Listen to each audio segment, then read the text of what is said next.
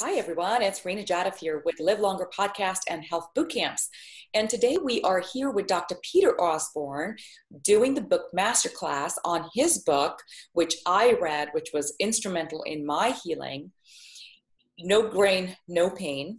And it's the 31-day program for eliminating the root cause of chronic pain. Dr. Osborne, welcome. Thanks so much for having me. This is a pleasure being here. Well, it's a very serious topic. It's a huge problem, and I thank you for writing a book that gets to the heart of it for at least a lot of the people out there. Let's start with the first chapter. So the first chapter is, what is the grain-pain connection, and how did you even come up with that relationship between the two? Well, I started off, my story is very interesting. Before I wrote the book, I was working in rheumatology in the VA hospital in Houston. And all the people going through the rheumatology ward, rheumatoid arthritis, psoriatic arthritis, spinal arthritis, dermatomyositis, all these chronic degenerative, very, very painful types of autoimmune diseases that affect the joints and the muscles and soft tissue. And they were just being treated with steroids and cancer medications and immune suppressants and non-steroidal anti-inflammatories, and nobody ever got better. Their pain was managed great, but their quality of life was poor. The side effects of the medications destroyed their bones and destroyed their skin and had so many other negative and derogatory side effects.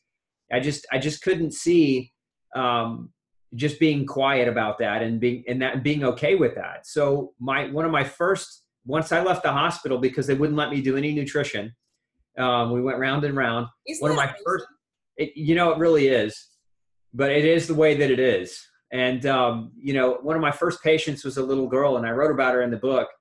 And her name was Ginger. She's 9 years old. She comes to me. I'm like the ninth doctor. She's got a terminal diagnosis of juvenile rheumatoid arthritis. So, her mom has literally been told by the rheumatologist, go home and get ready for your daughter's funeral.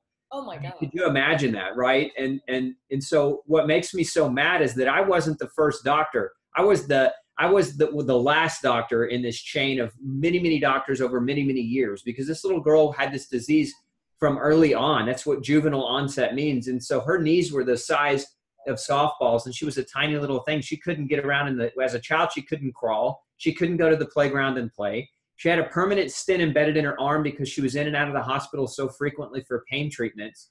And here I'm the last person.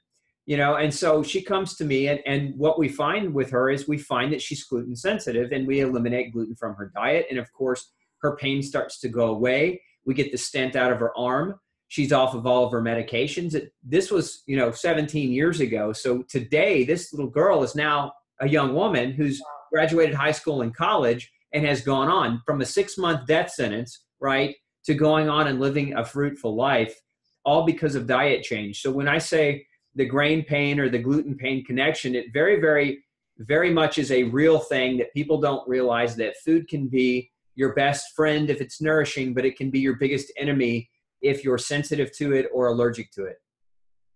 That's incredible. And what grains do you refer to when you say no grain, no pain? So gluten's clearly one, so that's your wheat, etc. What else? So all grain: corn, rice, gluten, wheat, barley, oats, sorghum, spelt, triticale, teff. All grain, because by definition, all grains contain a form of gluten. And this is one of the other myths and that's out there, is that only wheat, barley, and rye contain gluten that causes damage. But the reality is there are to date, there are about 1,000 different forms of gluten that have been discovered in all grains. And for example, corn gluten has been shown to cause the same celiac villus atrophy as wheat gluten. Rice gluten has been shown to cause something called enterocolitis, which is inflammation of the colon, right? So we have all this wonderful research and all this clinical research that's been done that shows that people with gluten sensitivity shouldn't just avoid wheat, barley, and rye, but they should really be on a grain-free diet, because it's the protein, the family of proteins called glutens, that actually trigger the inflammatory cascade in the GI tract and in other tissues of the body, creating pain. And there's no real way to test for like a rice gluten sensitivity or a reaction, right? This is all something that you just have to eliminate and experience for yourself. Or are there tests out there that someone could do to figure out, it's sort of a grain sensitivity test?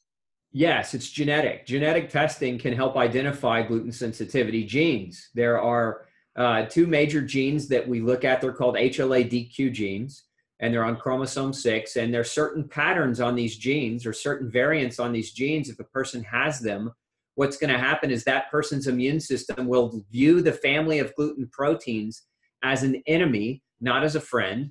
And so when that person is exposed to those proteins, their body's genetics naturally say that that's an enemy, so they mount an immune response. So think of gluten sensitivity. Don't even think of it as a disease. It's not an illness. It's a state of genetics. If you have the genes and you expose your body to the glutens, then your genes are going to attack those glutens on purpose, because that's what your genes are programmed to do. Oh, incredible. Now, does 23andMe catch this? No, you have to. It's not that. So 23andMe they do some SNP, what are called SNP tests, single nucleotide polymorphism tests, which can pick up on certain variants, but they do not test for all the variants associated with gluten sensitivity. And they test the variants associated with celiac disease, but there are a whole nother set of variants associated with something called non-celiac gluten sensitivity. And 23andMe doesn't pick up on that. That's part of the problem, is people will get that test done, and it's a great test.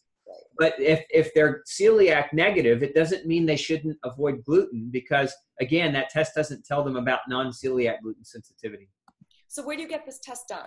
Glutenfreesociety.org is a foundation that we've set up where people can get support going gluten-free, where people can get testing to see if gluten-free diet is right for them.